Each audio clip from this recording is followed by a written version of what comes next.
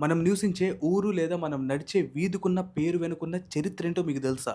ఎందుకంటే భారతదేశంలో అత్యంత ఎక్కువగా హింస చేసిన వారి పేర్లే ఇప్పుడు ఊర్లకు గాని, వీధులకు గాని ఉన్నాయి. కానీ ఎందుకు?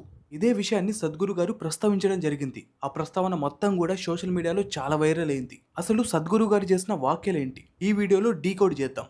సద్గురు గారు మొట్టమొదటగా బక్తియార్ ఖిల్జీ గురించి ప్రస్తావించడం జరిగింది. అతనేమన్నాడంటే జ్ఞానానికి నిలయమైన నలంద విశ్వవిద్యాలయం పైన ఈ బక్తియార్ ఖిల్జీ దాడి చేసి 90 లక్షల అత్యంత విలువైన పుస్తకాలను కాల్చి పడేయడం జరిగింది. అవి కొన్ని నెలల పాటు మండుతూనే ఉన్నాయి. అంతేకాదు జ్ఞానాన్ని మోసే 10,000 మంది సన్యాసులను అత్యంత కిరాతకంగా సజీవ దహనం చేశాడు అతను. అలాంటి వ్యక్తి పేరును తీసుకొని ఒక ప్రాంతానికి బక్తియార్ పూర్ అని పెట్టడం చాలా బాధాకరమని చెప్పాడు.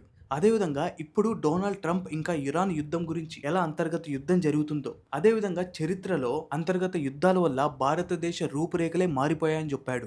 ఎలా అంటే ఔరంగజేబ్ పేరుతో 60కి పైగా పట్టణాలు ఉన్నాయి. అదేవిధంగా టిప్పు సుల్తాన్ ఎంతో హింసాత్మకంగా ఎంతో మందిని మత మార్పిడి చేశారు. అయితే వీళ్ళిద్దరి పేర్లు, ఇంతమంది అమాయకపు ప్రజలను హింసించిన వారి పేర్లు, వీరి పేర్లు ఇప్పటికీ ఎన్నో ప్రాంతాలకు గానీ రోడ్లకు గానీ ఉన్నాయి. కానీ ఎందుకు? అదేవిధంగా సద్గురు గారు ఏమని చెప్పారంటే, సనాతన్ ధర్మం అనేది ప్రకృతి ధర్మం. దాడులు చేసిన వారు that may be Muslims or Christians or anyone, వారి పేర్లను వారి గుర్తులను ఎందుకు మోయాలి? ఇప్పుడు మంచి చేస్తే మోయడంలో తప్పేమీ లేదు, కానీ చెడు చేస్తే మోయాల్సిన అవసరం ఏముంది?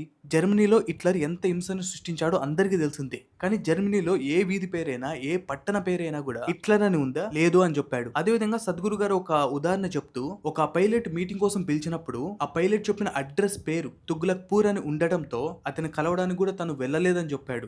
అదేవిధంగా ఇంకేం చెప్పాడంటే, ప్రస్తుతం ఇంకా భవిష్యత్తులో రానున్న నాయకులు వారికి ఈ పేర్లను మార్చే విఘ్నత ఉండాలని కోరుకున్నారు. మన చరిత్రలో మంచి పనులు చేసిన ముస్లిం రాజుల పేర్లు ఉండడంలో తప్పేమీ లేదు. కానీ హింస చేసిన వాళ్ళు, మత మార్పిడి చేసిన వాళ్ళు, మహిళలపైన అత్యాచారాలు చేసిన వాళ్ళు, వీళ్ళ పేర్లు మన దేశంలో ఉండాల్సిన అవసరం లేదు అని చెప్పాడు.